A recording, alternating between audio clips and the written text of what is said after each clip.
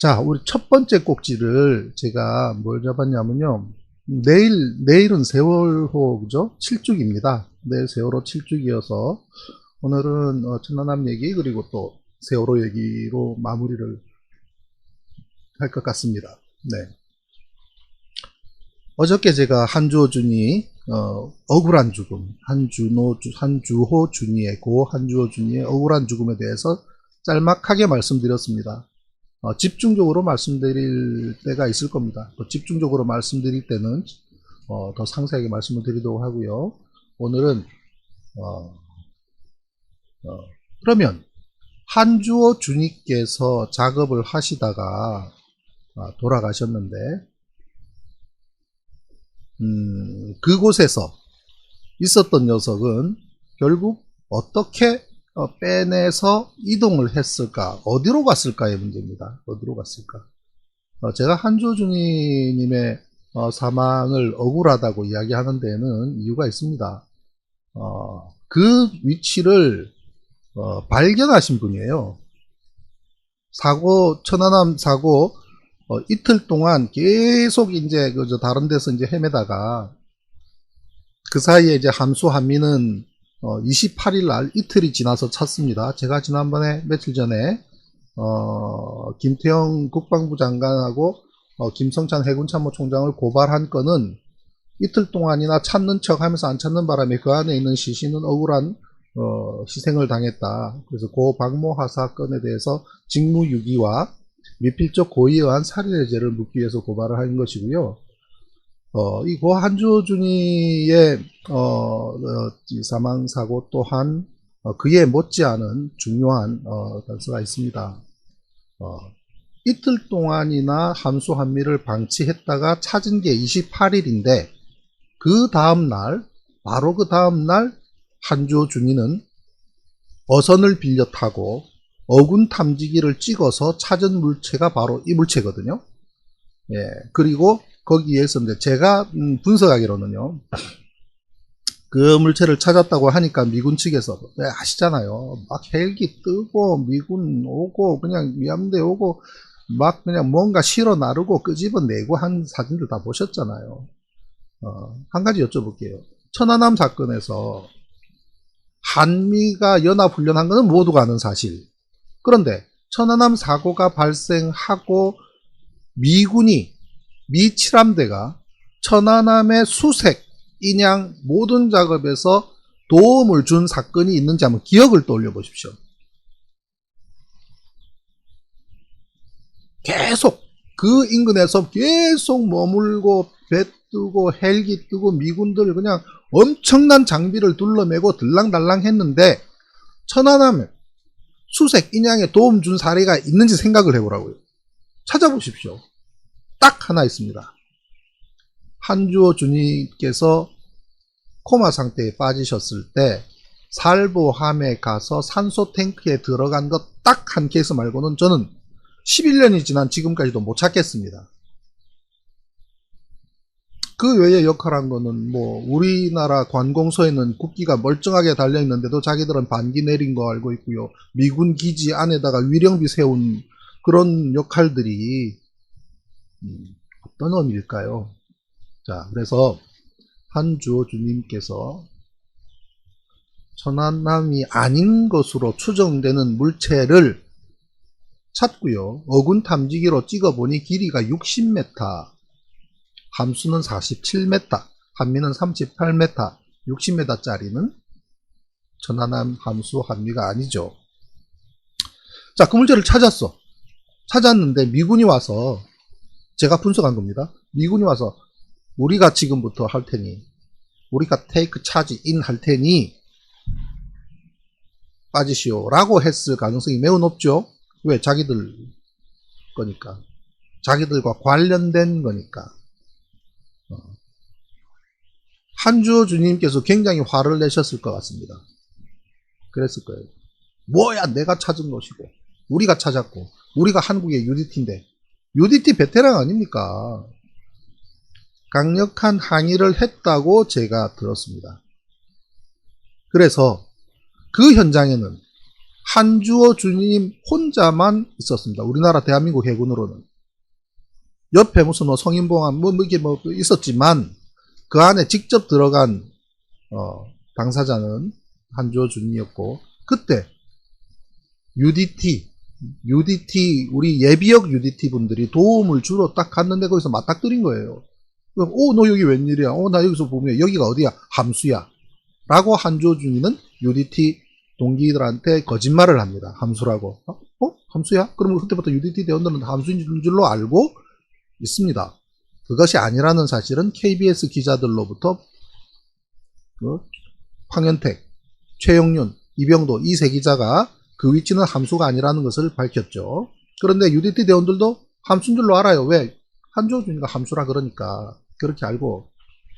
그러니까 이 UDT 대원들도 안에 들어가려고 하는데 못 들어가게 하니까 화가 난 거예요. 그래서 항의를 합니다. UDT 대원들이 항의했다는 것은 녹취록 기록에 나옵니다.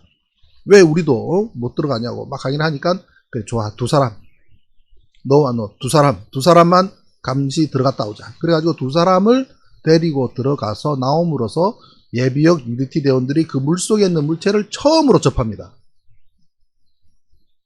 그리고 그 다음날 한주호 중위가 돌아가십니다. 수심 20몇 미터밖에 안 돼요. 그 물체를 따지면 물체까지 닿는데 수심 10몇 미터밖에 안 됩니다. 대한민국 UDT의 전설분이 10수 미터 정도 잠수했다고 해서 돌아가시는 부분이 너무나 억울하죠. 바다에 대해서 억울한지 어떤 억울함인지 모르지만 밝혀야 된다는 얘기입니다. 그래서 그때 예비역 대원들이 그 안에 들어갔던 얘기들을 KBS 기자들한테 고스란히 이야기를 했고, KBS 기자분들은 그분으로부터 UDT 대원들로부터 들은 얘기를 가지고 특정 보도를 한 것이죠. 그래서 UDT 대원들은 용트린 바위 앞에서 부표가 떠 있는 곳에서 추모를 읽겠습니다 라는 뼈 있는 소리를 하면서 추모사를 합니다. 자, 어저께까지 그 얘기도 좀 드렸고요. 잠수함 어디로 갔을까? 자, 그 얘기가 오늘 주제가 되겠습니다. 천안함과 충돌한 잠수함 이스라엘 하이파 조선소로 갔다. 극비 수리 후 2년 만에 현역 복귀했다. 그림 나오죠? 자, 어디로 갔다라고 이야기하면 갔나? 그래서 어떻게 됐는데? 라는 게 있어야 될 거예요. 어떻게 됐는데가 밝혀지면 어디로 갔구나가 거꾸로 나오는 거죠. 그래야 퍼즐이 맞죠. 이 퍼즐이라는 것은 처음부터 끝까지 모든 걸 설명을 해야 되는 거죠. 예를 들면 세월호, 내일이 세월호 7주기인데요. 세월호 사건에 대해서 이러쿵 저러쿵 얘기하는 사람들의 논리를 보면 세월호 사건에 나타나는 여러 가지 현상들을 싹 무시합니다. 이건 어떻게 설명할 건데? 이건 어떻게 설명할 건데? 이렇게 기울어진 건 어떻게 설명할 건데? 갑자기 스피드가 쭉 다운되는 건 어떻게 설명될 건데? 라는 질문이 있어도 나는 모르겠고 앵카야, 나는 모르겠고 잠수함이야 라고 가니까 사람 환장하는 거예요. 퍼즐은, 진실의 퍼즐은 모든 걸 설명할 수 있어야 됩니다. 단 하나라도 빠지면 안 됩니다. 그게 그럽니다. 거짓말이라 하더라도 거짓말 자체가 퍼즐의 한 조각이라면 그것도 맞춰줘야 됩니다. 한주호 중위가 동기한테 여기는 함수야 라고 하는 말은 분명히 거짓말이지만 퍼즐의 한 조각입니다. 자, 이스라엘 천안함 충돌한 잠수함은 이스라엘 하이파 조선소로 갔습니다. 그리고 극비 시크릿, 탑 시크릿 극비 수리 후에 2년 뒤에 현역 복귀합니다. 요 녀석입니다. 용트린 바위 쪽에 비스듬히 누워있었던 돌핀이 왼쪽일까요? 오른쪽일까요? 저는 이 두 개 가지고 굉장히 많이 헷갈렸습니다. 그런데 얘는 짙은 녹색, 얘는 밝은 녹색. 그 외에 얘 말고 하나가 더 있었는데요. 지금은 6개입니다. 얘들이 6대인데요. 이 돌핀급 잠수함인데 이 돌핀급 잠수함이 아마 제 생각에는 지금까지 나와 있는 모든 전 세계 모든 잠수함을 통틀어서 가장 우수한 잠수함입니다. 얘가. 왜냐면요. 핵 잠수함도 아닙니다. 핵 잠수함 아닙니다. 핵 미사일을 싣고 있습니다. 핵 미사일을 싣고 있지만 디젤 엔진으로 갑니다. 디젤 엔진. 그만큼 뭐 위험 부담은 적다는 얘기겠죠. 디젤 엔진을 싣고 있음에도 불구하고 한 달간 장망하면서 작전할 수 있는 능력을 가지고 있습니다. 길이가 60m가 약간 안 됩니다. 57.3m 정도 됩니다. 그러면 어떤 어군 탐지기나 이런 걸로 이렇게 찍어보면 대략 60m 나오죠? 사이즈가 작은 만큼 길이는 57m고 폭은 6.8m 밖에 안 됩니다. 그런데 45명을 싣습니다. 35명이 정규요원이고 10명은 특수요원입니다. 10명의 특수요원은 어떻게 나가냐면요. 어뢰 규경이 다른 잠수함들하고 다릅니다. 650mm입니다. 어뢰를 발사하는 발사관의 구경이 650mm입니다. 650mm면 잠수부가 들랑달랑 할 수 있는 배입니다. 대단한 능력을 가진 배 아닙니까?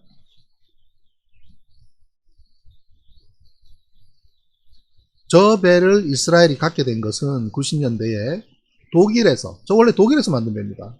독일 아시잖아요. 옛날에, 예? 그 옛날에 2차 대전 때 독일 잠수함 얼마나 많은 연합군의 상선들을 부쉈습니까? 전부 다 누구나 무서워서 벌벌 떨던 바로 그 독일 잠수함들. 영화도 많이 나와있죠? 독일에서 이스라엘한테 무상으로 줍니다. 처음에. 뭐에 대해서? 과거에 아우슈비츠부터 해서 과거에 2차 대전 때 그 못된 짓을 한 거에 대한 사과와 사죄의 뜻으로 저 돌핀 잠수함을 이스라엘한테 그냥 무상으로 줍니다. 몇 대를. 그 몇 대를 받고 보니 우와 이건 뭐 이런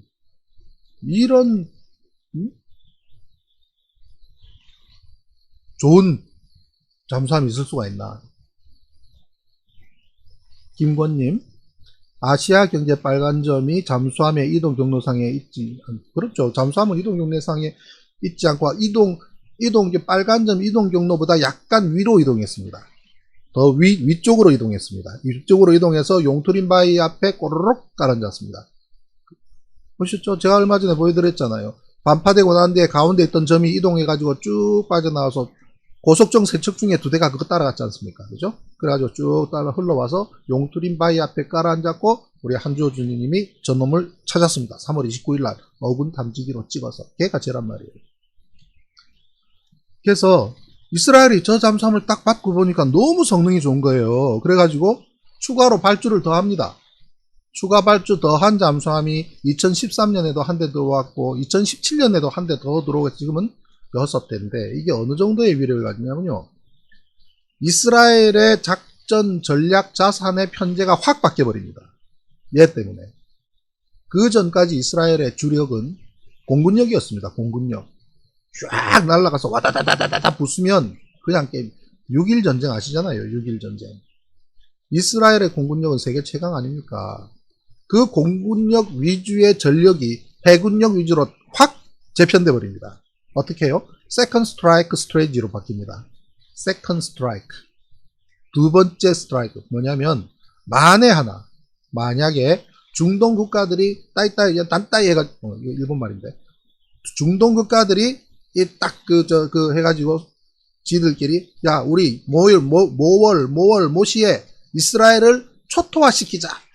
딱 그렇게 작전을 짰다고 가정을 해보십시오.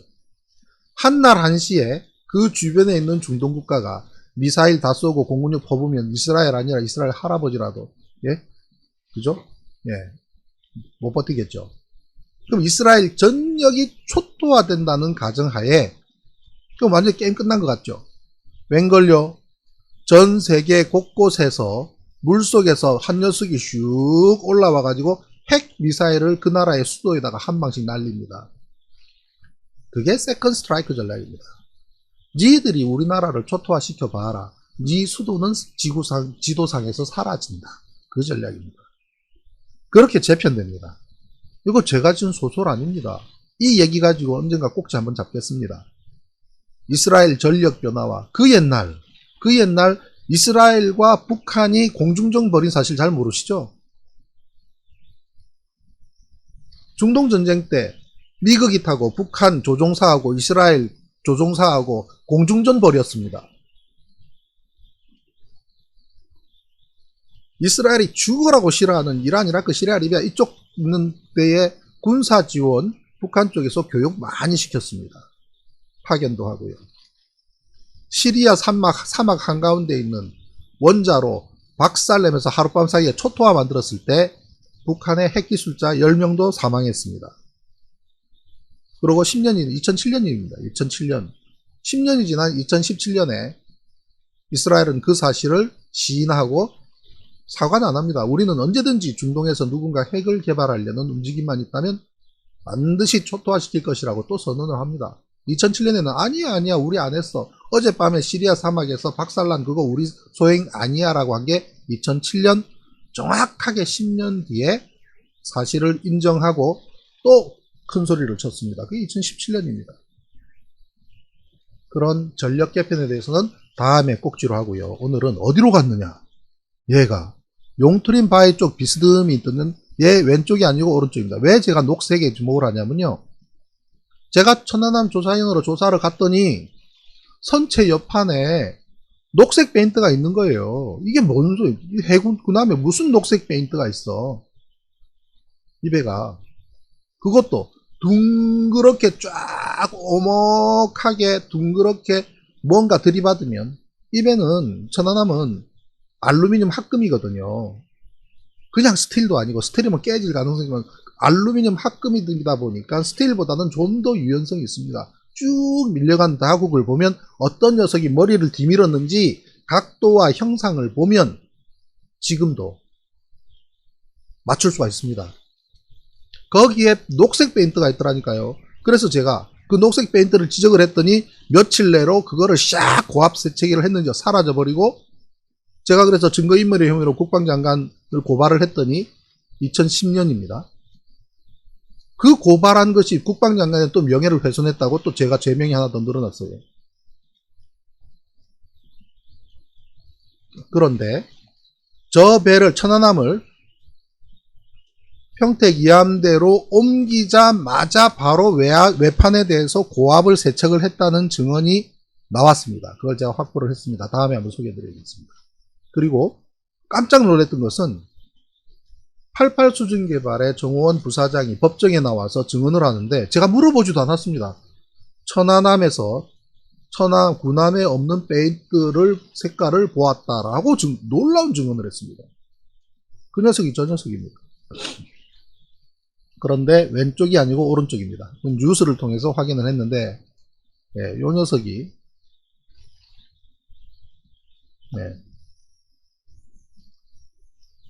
최초의 이 별표 지점에서 좌초를 하고 쭉 내려오던 배가 이 손가락 첫째 마디, 둘째 마디, 요 가운데 마디 밑에서 충돌을 합니다.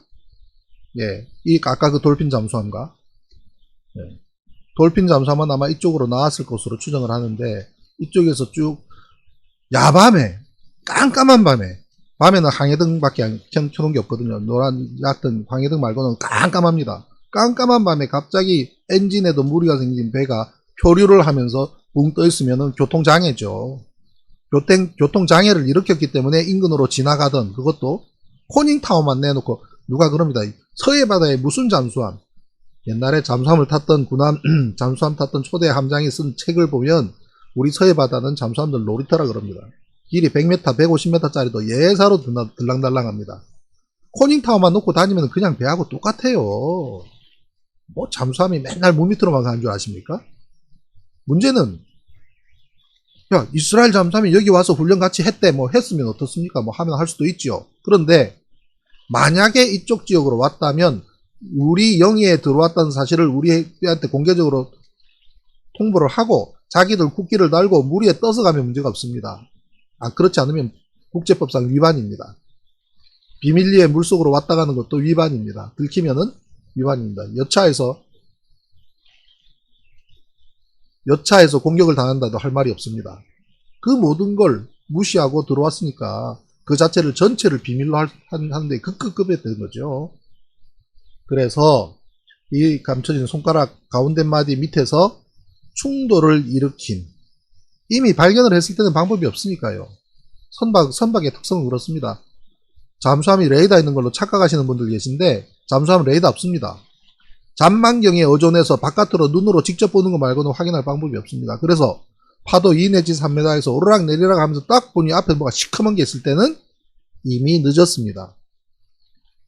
예, 그래서 반토막 난 한가운데 점이 있었던 것이 바로 그 녀석인데 쭉 떠내려가서 오른쪽에 빨간 점으로 가라앉은 거예요. 여기에 플러스, 마이너스, 플러스 38, 플러스는 생존자입니다. 생존자 2명, 마이너스 사망자 1명, 지신으로 발견된 사람 하나, 플러스는 2, 생존자는 2사람, 38, 안에 38명 같이 있다는 뜻입니다. 3월 31일 날 OBS 인천방송, 지금 이 운영 시스템이 OBS인데 공교롭게 똑같네요. OBS 인천방송 경인방송 예? 경인방송에서 3월 31일 날 지신 내구가 발견됐다는 특정 보도가 나온 게 있습니다. 지금도 검색하면 찾으실 수 있어요.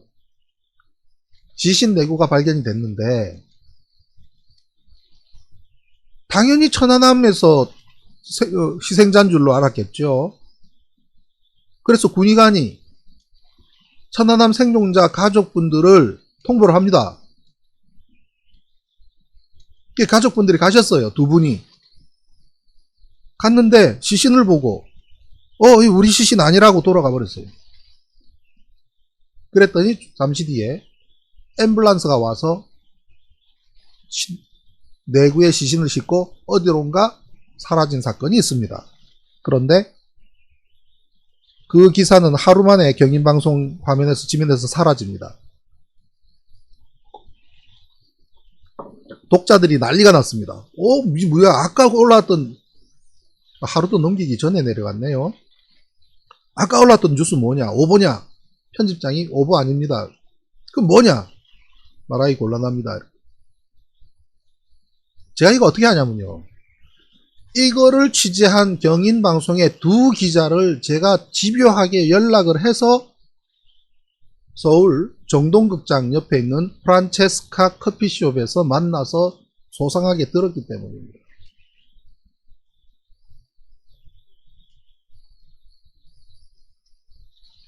저 천안함 조사위원으로서 역할 참 부지런히 했죠. 부지런히 했습니다. 한 번 더 물어봅시다. 부지런히 조사위원 부지런히 역할 했어. 1번 한번 눌러봐 주십시오. 커피 한 잔 마세요.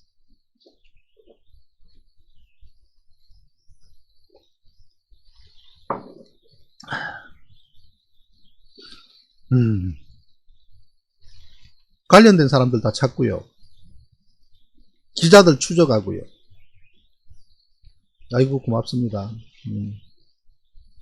또 이렇게 또 약을 먹어야 일본 해주시는 알약을 또 먹어야 또 힘이 납니다. 고맙습니다. 그래서 2 기자한테 물어봤습니다. 아니 그 내구의 시신에 대해서 어떻게 취재를 한 거냐 물었더니 시신이 발견됐다 그러니까 불이 나게 백령도로 갔다 합니다. 두 기자가 이 2 기자가 불이 나게 백령도로 간 거예요. 가서 시신을 알고 간 게 아니에요. 그냥 취재하러 간 겁니다. 취재하러. 한주호 준이 돌아가시고 취재하러 백령도에 갔는데 가서 어디서부터 취재를 해야 될지. 자, 우리 저기 여기 벌레가 나와 있군요. 국민이 뭡니까? DKC 뭐 좀 알기 쉽게 닉네임을 쓰셔야지. 어디 갔어? 안 보이네. 없애버렸나요? 그래요. 국민한테 개돼지라는 표현을 쓰면 됩니까? 그러지 마세요. 네, 가능하면 딴 데 가서 노시고요. 그래서 그 2 기자한테 물었죠. 헷갈리네. 그랬더니 한주호 준이님 사망하시고 바로 백령도에 들어가서 어디서부터 내가 취재를 해야 될지 잘 모르겠어 가지고 잘 아는 이 그 군의관한테 전화를 했답니다. 아는 선배, 뭐 그 군의관한테 전화를 해서 나 백령도 들어왔는데 뭐 이러니까 야야야 지금 엄청 정신없이 바쁘다.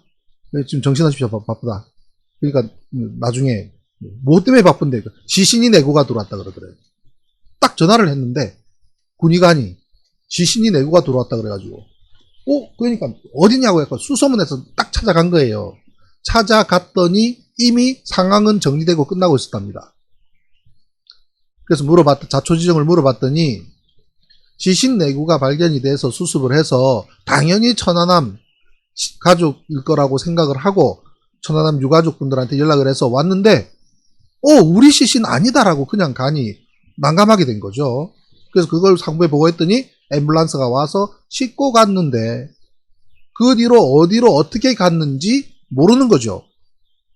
자, 어차피 군 의문사 사망사고위원회에 제가 문제를 제기한 마당이면 3월 31일 날 발견한 시신 내구는 무엇이며 어느 소속이며 그 당시에 그 거만한 군의관은 누구며 왔던 앰뷸런스 차 남바는 어떻게 되며 그 앰뷸런스가 어디로 싣고 갔는지 조사해달라고 요구해야죠. 그죠? 자, 그래서 4명이죠. 자, 아까 그거 하면 다시 볼게요.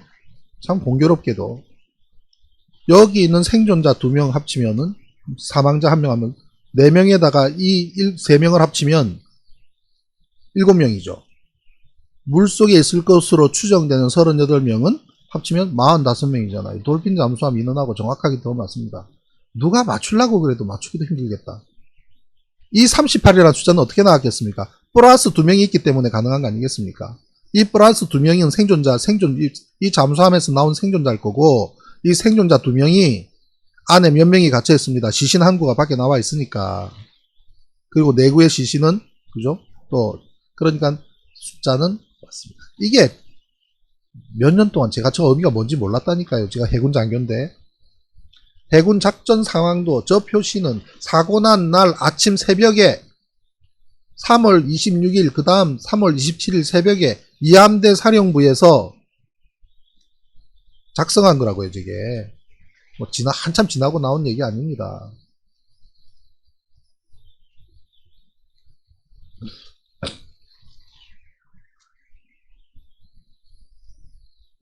자, 그 다음요. 자, 한미가 규칙적인 훈련 중에 일어난 일이다라고 미 해군 7함대 소령인 데릭 피터슨이 얘기를 했습니다. 이게 뭐 사실이에요. 뭐 이분이 무슨 뭐 법정 증언을 하거나 아니면은 뭐 인터뷰를 해주거나 그럴 것까지 기대할 건 아니지만 그날 기자가 마이크를 갖다 들이댔을 때 한미 간의 규칙적인 훈련 중에 일어난 일, 이쪽 채팅창하고 이쪽 채팅창하고 왜 다를까요? 벌레를 잡아야 되는데.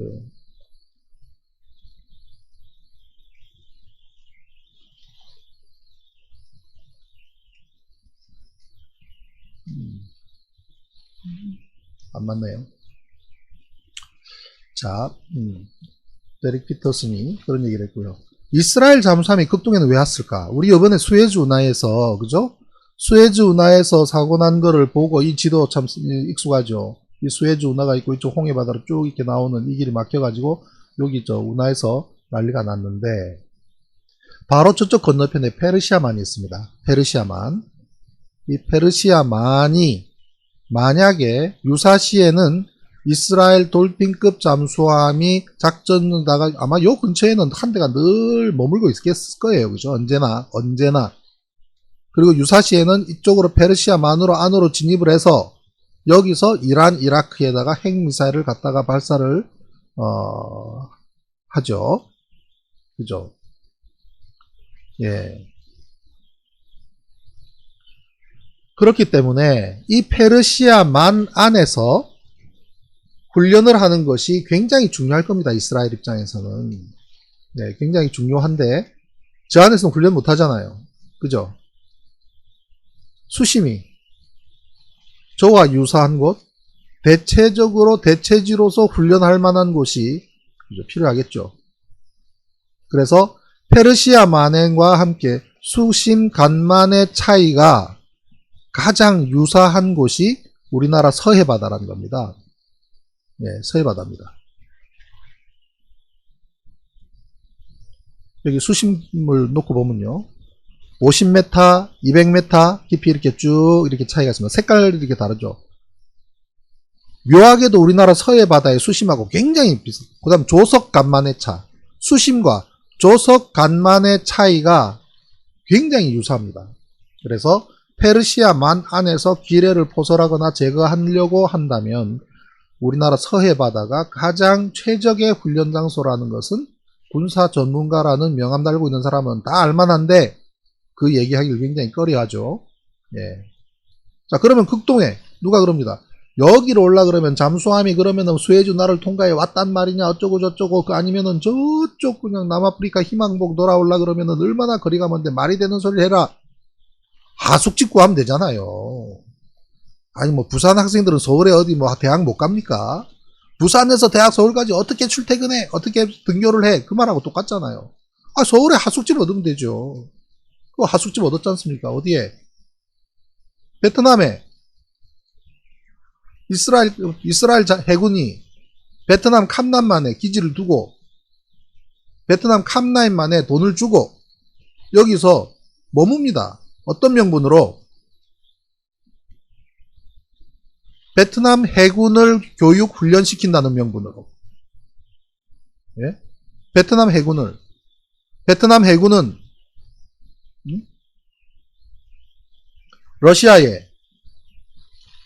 러시아로부터 잠수함을 몇 대 구입하겠다는 계획만 있습니다. 베트남 해군은 잠수함 소유하고 있지도 않습니다. 잠수함도 없습니다. 그런데 향후 러시아로부터 베트남에서 잠수함을 구입하겠다는 계획만 세워놓고 그걸 예비해서 베트남 해군의 교육훈련을 이스라엘 잠수함, 돌핀급 잠수함에 의뢰를 해서 한 번씩 그 잠수함에 와서 내부를 보여주고 훈련하고 그 다음에 여기서 수리하고 보급하고 하는 것을 베트남 캄남만에서 했습니다. 이거 지도 놓고 보면요. 우리나라 서해바다가 더 가깝습니다. 페르시아만보다. 네.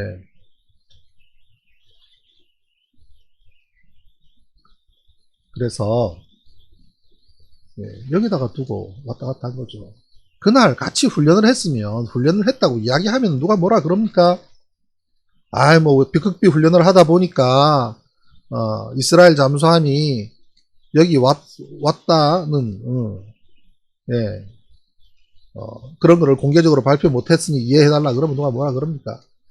사고 당하고 난 다음에 이 미국이 이스라엘 돌핀 침몰하는 바람에 미국이 얼마나 힘들었습니까? 그죠? 예, 누가 뭐라 그러면 그냥 내버려 두십시오. 그것도 그 사람들이 저렇게 하는 데에는 지금 여기서 이렇게 댓글창에 와서 저렇게 난리를 치는 것 자체가 이 사건의 성격을 잘 보여주는 거니까 핸디맨님 그냥 놔두세요. 마음껏 하게 놔두세요. 괜찮습니다. 복수하게 놔두세요. 괜찮습니다. 예, 염려하지 마십시오.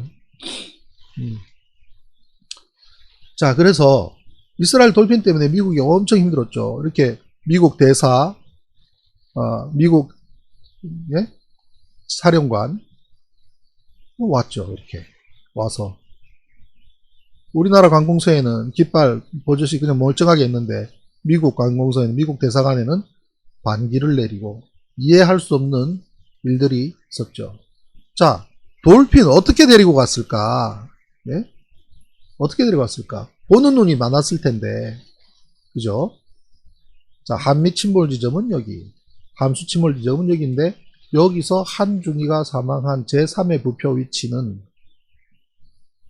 한미는 3월 28일 발견, 함수 3월 28일 발견, 그런데 한중이 사망 지점은 3월 29일 날 발견한 거죠. 기자들 보세요. 한미 쪽에 이렇게 그냥 기자들이 쫙 카메라 들이대고 있고, 함수 쪽에도 이렇게 카메라 들이대고 있는데, 예? 이렇게 들이대고 있는데, 이 잠수함을 어떻게 데리고 나갔을까요? 그죠? 어떻게 데리고 나갔을까요? 요렇게 데려 나갔습니다. 이 방식으로. 수중으로 조용히 이동하는 법, 부력을 주고 추를 주고 외해로 빠져나가면 됩니다. 이건 제가 저한테, 신중히, 이 잠수함을 물속에서 조용히 데리고 나가야 되겠는데 어떤 방법으로 데리고 나갈까 미션을 주면 저는 이렇게 하겠다는 겁니다. 이 위치에서. 기억나십니까? 한미를 물속으로 올린 날이 4월 12일 날 물속에서 건져 올려가지고, 예, 건져 올려서 평택으로 바로 가면 되는데, 평택으로 안 가고 어떻게 했습니까? 저수심지대로 이동한 거예요. 이쪽으로. 여기서 배를 인양에 올려서 바로 밑으로 내려가서 평택으로 가면 될 거를 쭉 이동해서 이 지점으로 데리고 간 겁니다. 한미를. 왜? 크레인 힘이 필요하니까. 그때 88 수중 개발에 정원 부사장이 막 항의를 합니다. 무슨 소리야? 부산말로 택도 없는 소리다. 그냥 가면 되는데. 그랬더니 군에서는 케이블을 하나 더 걸어야 된다. 온갖 그 얘기를 들어서 이동을 하라 그럽니다. 그 저수심으로 이동을 해요. 이쪽으로 쭉 이동을 합니다. 이동을 해서 거기다 물속에 집어넣고 46명의 시신이 들어있는 그걸 그대로 물속에 집어넣습니다.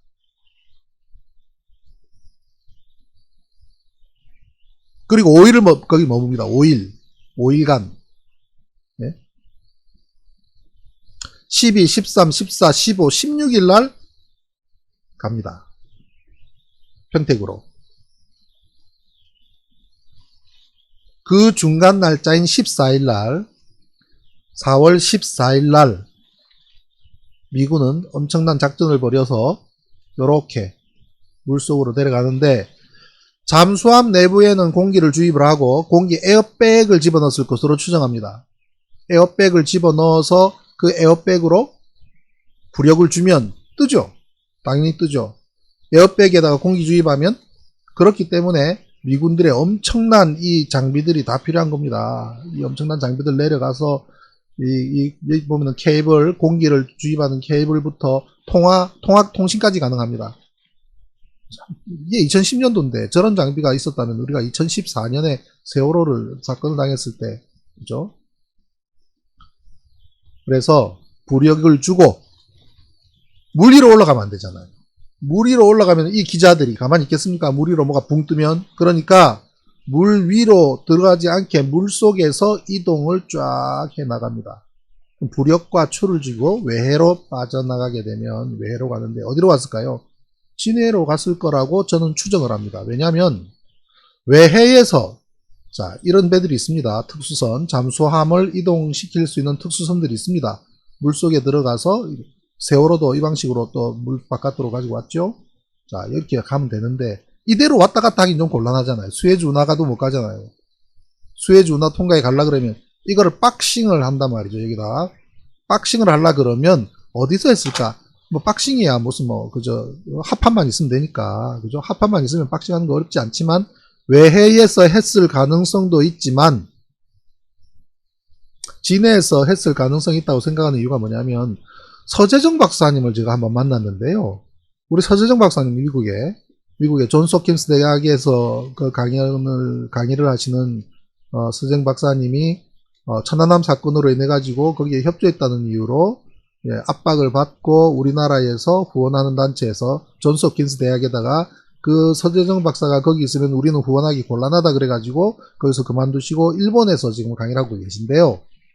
천안함 때문에 이렇게 저렇게 피해보신 분들이 한둘이 아닙니다. 네.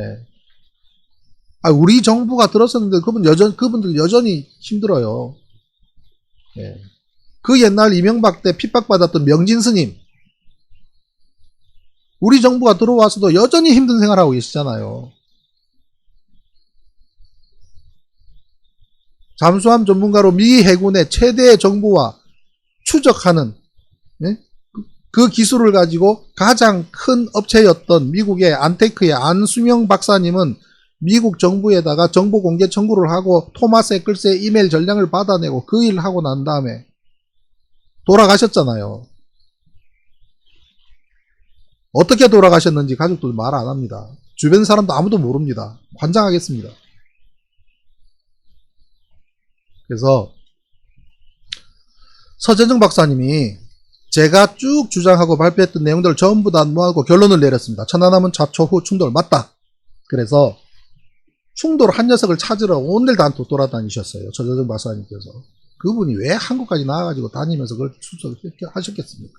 그분 말씀이 그 시기에 진해 보급창, 진해 기지창이 굉장히 극비리에 움직였다는 소스를 어디선가 들었는데 그에 대해서 알고 있냐 그래 전 전혀 모릅니다.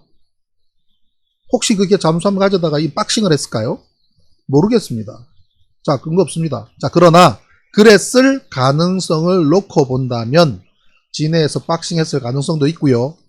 그 말은 뭐냐면 왜 이야기하냐면 진해 시민 가운데 혹시 진해의 군무원 가운데 그때 맞아 뭔가 하나로 와서 했어라고 하는 증언이 있으면 연락 주길 바라는 마음에서 예, 말씀드리는 겁니다. 예. 자, 그래서 운반에 갔는데 어디로 갔느냐? 이스라엘 하이파조 선수가 이렇습니다. 이 하이파는요, 레바논의 베이루트 많이 나오죠, 그렇죠? 베이루트 하면은 늘 폭탄이 터지는 곳으로 인식되어 있지 않습니까? 레바논 베이루트가 위에 있고요. 이스라엘의 전 수도 텔아비브, 그죠? 그 밑에 예루살렘이 있는데요. 베이루트하고 텔아비브 중간쯤에 하이파라고 하는 도시가 있습니다. 항구가 있습니다. 하이파 항구. 우리나라로 치면은 진해와 부산을 다 합쳐놓은 규모일 거라고 생각을 합니다. 조선소도 있고요. 해군 기지도 있고요. 뭐 그렇습니다. 이 이스라엘 하이파 조선소로 옮겨가서 극비리의 수리를 한 다음에 2년 뒤에 현역 복귀합니다. 예루살렘 포스트입니다. 이스라엘 신문이에요. 조선일보도 아닙니다. 이스라엘 신문. 예루살렘 포스트에 Navy completing secret 2-year submarine upgrade. 수리한 거를 업그레이드 했다라고 표현합니다. 2년 가까운, 예, 2년 가까운 극비리, 예, 비밀 완료하고, 그리고 복귀합니다. 자, 맨 밑에 보면요. 예. 군함이 2년 동안, 거의 2년 동안, out of service. 복무하지 못했고, 예. 그렇지만 이러한 것이 소위 말하는 적국에 알려질까봐 비밀리에 했다라는 보장을 하지만 수리한 내역을 보면 답이 나옵니다. 왜? 처방을 보면 병명을 알 수 있잖아요. 처방을 보면 어떤 약을 썼는지 어떤 증세가 있었는지 그죠? 뭐 다리에 기부스했다면 다리에 골절 아니면은 뭐 그죠? 부러졌겠죠. 다리 그렇지 않으면 다리에 기부스할 리가 없잖아요. 눈에 안대를 했으면 눈에 수술을 했더니 눈에 문제가 생긴 거겠죠. 그렇잖아요. 자, 볼까요? 메이저. 여기, 이스라엘의 소령이 한 얘기가, Officer in charge of the upgrade. 이 업그레이드를 맡은 소령이 하는 얘기가, Renovation include dismantling all of the submarine valve. 잠수함의 밸브, 파이프, 그리고 소너 시스템에 대해서 dismantling, 전부 다 해체하고, engine is also taken apart. 엔진도 완전히 분리해버리고, clean, 엔진을 다 씻어내고, reassembly, 다 재조립하고, 네.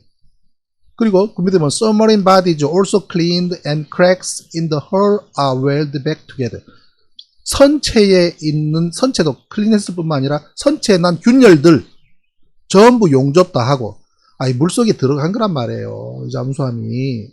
이 잠수함이 물속에 안 들어갔으면은 디스맨틀링 다 할 필요도 없고 밸브, 파이프, 소나 시스템까지 다 해체할 필요도 없고 엔진도 해체할 리가 없습니다. 왜? 소금물 먹으면 다 해체해야 돼요. 네. 그래서 자, 우리 가족분들께서는 우리 대한민국의 수구 세력이 이 사건에 대해서 천안함 사건에 대해서 그리고 5.18 세월호 이 모든 사건에 대해서 얼마나 극악하게 정신분열적으로 하는지 댓글을 통해서 다 보시고 계십니다. 네. 저분들은 답이 없지요. 그냥 보세요. 그냥 보고 계세요. 괜찮습니다. 내버려 두세요. 그것도 표현의 자유입니다. 그래서 처방을 보면 병명을 알 수가 있다. 예. 얘는 물속에 들어간 애거든요. 돌핀 잠수함이. 해필 그 시기에 이스라엘 가서 그리고 2년 만에 버젓이 돌핀 아웃 온 2012년 페트롤 애프터 리피트 다시 재조립한 후에 2012년에 이렇게 쫙 항해를 시작합니다. 2010년에 술이 들어가서 2년 가까이 잠수함이 2년 가까이 수리하려면 어느 정도 손상을 입었는지 유추해 보시기 바랍니다. 조선소 근무하시는 분, 네, 유추해 보시면 됩니다. 요 녀석이 그 녀석입니다. 네. 돌핀급 잠수함이 이스라엘의 전략 자산을 완전히 개편합니다. 2013년에도 이런 잠수함 한 대를 또 넘겨봤습니다. 독일의 킬 조선소, 독일 함부르크시의 킬 조선소에서 이스라엘 해군의 5번째 잠수함 명명식을 갔습니다. 이름이 라하브, AIP 잠수함 라하브입니다. 그 다음에 2017년에 한 대 더 온 것으로 알고 있고요. 이 전력이 막강합니다. 이 잠수함이. 우리나라도 돌핀급 잠수함이 한 대 있습니다. 최무선함. 예. 그런데 길이가 57.4m에 너비가 6.8m, 수중 최고, 물속에서 20나트 달립니다. 물속에서. 어우, 대단한 성능 아닙니까? 200m 잠수 가능하고요. 승조원은 35명에 특수부대원 10명. 한 달간 작전이 가능합니다. 네, 선수에 650mm 발사관이 있어서 특수부대원들을 내보낼 수 있습니다. 디젤로 운항하지만 핵미사일을 탑재하고 있습니다. 자, 이 녀석이 하이파 조선소에 갔다가 거기서 2년 동안 수리하고 나온 바로 그 배입니다. 그래서 이스라엘 돌핀급 잠수함이 우리 서해 바다에서 건져져서 천안함과 충돌하고 침몰한 다음에 서해에서 건져진 다음에 수중으로 빠져나가서 리피트하고 그 다음에 저쪽 박싱을 하고 이스라엘 하이파 조선소로 가서 수리를 하고 비밀리에 2년 뒤에 현역 복귀했다라는 것을 아침에 말씀드렸습니다. 그리고 자, 다음. 오늘은 뭐 7시 조금 넘어도 이해를 해 주십시오. 네, 내일 세월호 7주기입니다. 세월호 7주기여서 예, 세월호 이야기도 좀 해야 되거든요. 이게 채팅창이 이쪽 채팅창하고 우리 저쪽 화면 나오는 채팅창하고 좀 달라요.